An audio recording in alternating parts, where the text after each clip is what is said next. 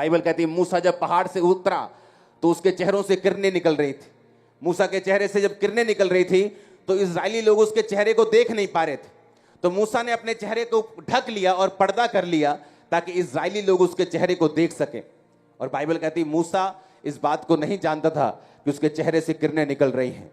आप जब परमेश्वर के सामने अपनी लाइफ को समर्पित करते हैं, चाहे अपने बच्चों को सेवकाई में भेजते हैं, चाहे आप पैसों के साथ सेवकाई करते हैं, चाहे आप रोज प्रार्थना करने के लिए आते हैं, चाहे आप चर्च के लिए फास्टिंग कर रहे हैं, प्रार्थना कर रहे हैं, चाहे आप सुसमाचार सुनाने के लिए जा रहे हैं, आप जब किसी भी तरह से सेवकाई करते हैं तो ये इस बात का प्रमाण है कि आप अपनी साइट में, आप अपनी निगाह में अपनी वैल्यू खो चुके हैं और आप अपने लिए मर चुके हैं। आप क्रूस उठा चुके हैं। जिस तरह जीसस ने कहा था जो अपना क्रूस डेली नहीं उठाएगा, रोज अपना क्रूस उठा के मेरे पीछे नहीं चलेगा, वो मेरे योग्य नहीं है। जब आप बोते हैं इसका मतलब आप सैक्रिफिशियल बो रहे हैं। आपको मालूम है मुझे इस पैसे की जरूरत है लेकिन मैं खुदा के काम के लिए बो रहा हूं। आपको मालूम है मेरा टाइम बड़ा इंपॉर्टेंट है लेकिन मैं सुसमाचार के लिए जा रहा हूं। आपको मालूम है जब मैं सुसमाचार सुनाने के लिए जाऊंगा तो लोग मुझे बुरा भी कहेंगे, लोग गाली भी देंगे, लोग बुरा भी कहेंगे, लोग कुछ भी कर सकते हैं, मार भी सकते हैं, पीट भी सकते हैं, तो भी आप जाते हैं क्योंकि आप अपनी निगाह में मर चुके हैं और आपको नहीं पता आपके चेहरों से किरणें निकल रही हैं, आप प्रकाश से भर रहे हैं, आपके बच्चे लाइट से भर रहे हैं, आप सेम नहीं जा रहे। यीशु मसीह के नाम में आमीन ऊंचा चाहिए चर्च। ये सबूत है कि आप अपनी सेल्फ खो चुके हैं। जिस तरह जीसस ने कहा था जो कोई रोज अपना क्रूस नहीं उठाएगा और मेरे पीछे नहीं चलेगा वो मेरे योग्य नहीं होगा। रोज क्रूस उठाने का मतलब है अपनी निगाहों में अपने लिए मर जाना। आप नहीं बोल सकते अगर अपनी निगाहों में आप मरे हुए नहीं है तो।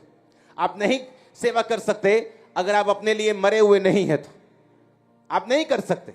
आपको लोगों का डर होगा, आपको रिश्तेदारों का डर होगा, आप उसका अंगीकार नहीं कर सकते अगर आपने अपना क्रूस नहीं उठाया हुआ तो। लेकिन बाइबल कहती है जब भी कोई व्यक्ति क्रूस उठाता है परमेश्वर अपने चेहरे का प्रकाश उसके चेहरे के ऊपर चमकाता है। वो सेम नहीं रहता, उसकी लाइफ सेम नहीं रहती, उसके बच्चे सेम नहीं रहते, फाइनेंस सेम नहीं रहता। इमेजिन करो जब प्रेरितों के काम की कलीसिया रोज कोई ना कोई अपनी प्रॉपर्टी को बोता था और उससे क्या होता था, सब लोग अपने अपने कामों को करते थे, कलीसिया के काम बुरे होते थे।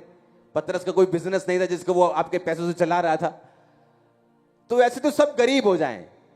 अगर हर बंदा अपने अपना घर बो के चर्च में आता जाए तो सारे गरीब होते जाएं, तो वो गरीबों की कलीसिया हो जाती है। लेकिन बाइबल कहती है उनमें से कोई भी दरिद्र नहीं था।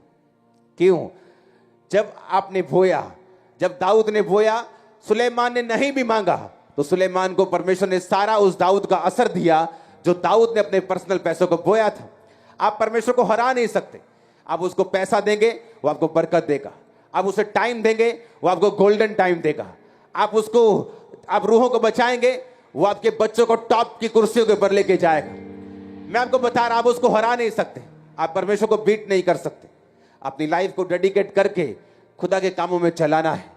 आज वो आपको अपनी आत्मा से फिल करेगा, वो वचन को पूरा करेगा कि अंत के दिनों में वो अपना आत्मा सब मनुष्यों के ऊपर उंडेलेगा। क्योंकि आप जब आत्मा से फिल होकर जाएंगे, आप जब उसकी सेवा करेंगे, आप जब उसके दर्शन में उसके साथ खड़े होंगे, वो आपके साथ खड़ा होगा, वो आपके कामों को सॉल्व करेगा, आपकी बॉडी को हील करेगा, ऊंची जगहों पे आपको लेके जाएगा, निराशाओं को फिनिश करेगा। आमीन ऊंचाई आशीष आपकी। Hallelujah, hallelujah.